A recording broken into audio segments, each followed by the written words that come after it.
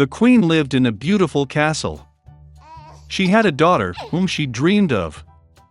The child had black hair and snow-white skin. Therefore, they named her Snow White. The queen soon died. The king did not grieve for a long time. A year later he brought a new queen to the palace. She was beautiful but angry. The woman brought a magic mirror with her.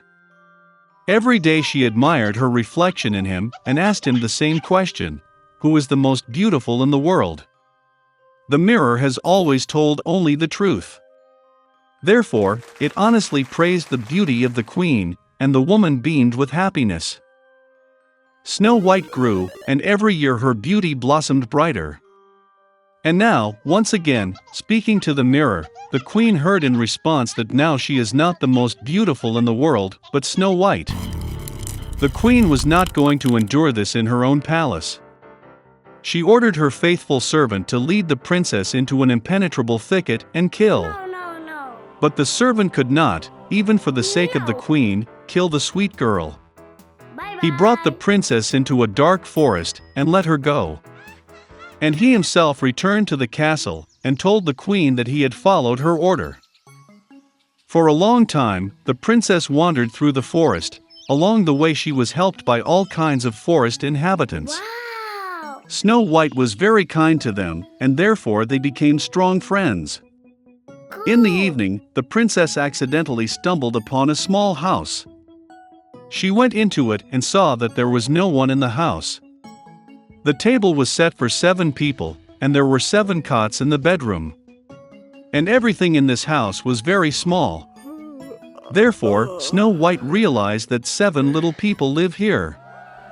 After a long and difficult journey, she lay down on one of the beds and fell fast asleep. The 7 dwarfs returned home late at night. They were greatly surprised by the appearance of an unexpected guest. Sleeping Snow White was so charming that the dwarves decided to let her sleep, and did not wake her. Morning has come. Snow White woke up, saw the 7 dwarfs, and was scared. But they were affectionate with her, and the girl told about her misfortune. They immediately liked Snow White, and the dwarfs invited her to stay with them. Moreover, she agreed to take care of the house, cooking, washing and cleaning. Every morning the gnomes went to the mountains to mine gold and precious stones and returned late at night. Leaving for work, they warned Snow White to be afraid of the evil stepmother and not open the door to strangers. At this time, the queen, as usual, went to the secret room to talk to the magic mirror. But the mirror suddenly said that she was not the most beautiful in the world, but Snow White. That the princess is still alive, and lives with the gnomes in the house. The queen became very angry, and decided to deal with Snow White herself. She went to a secret room, and cooked a poisonous venomous apple there. It was very beautiful on the outside, but if someone ate even a piece, he would certainly die. When the apple was ready, the queen changed into an old merchant, and came to the house of the dwarfs. Seeing the sweet old woman, Snow White felt sorry for her. She did not suspect anything, and left the house. The old woman treated the girl to a ripe apple and said that if she eats this apple, she will remain young and beautiful forever. Snow White believed her, and as soon as she bit the apple, she fell down dead and stopped breathing. The contented queen went to the palace. In the evening, the dwarves returned from work and saw Snow White lying on the ground. She was not breathing. They sobbed so loudly and lamented that their cry was heard by the handsome prince, who was hunting in the forest nearby. It became interesting to him what kind of howl arose that scared away all the animals. And when the prince found the house of the dwarfs, he saw Snow White. She was so beautiful that the young prince immediately fell in love with her. He persuaded the dwarves to take her with him to the castle, because there he has doctors who can cure Snow White. The dwarfs allowed it. Then the prince ordered his servants to carry the princess on their shoulders. And when they were carrying her, it happened that the servants stumbled over some bush, and from the concussion a piece of a poisonous apple fell out of Snow White's mouth, and she woke up.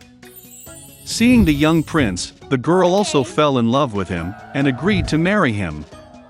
They also invited their wicked stepmother to the wedding. Out of anger that Snow White is still alive, and that now a long and happy life awaits her, the queen broke the magic mirror and never looked at it again. In the deepest part of the sea stood the palace of the Sea King. And he had 6 daughters.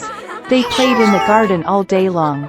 Unlike the other princesses, the youngest was quiet and brooding. And her name was the Little Mermaid. Most of all, she loved listening to stories about the world of people.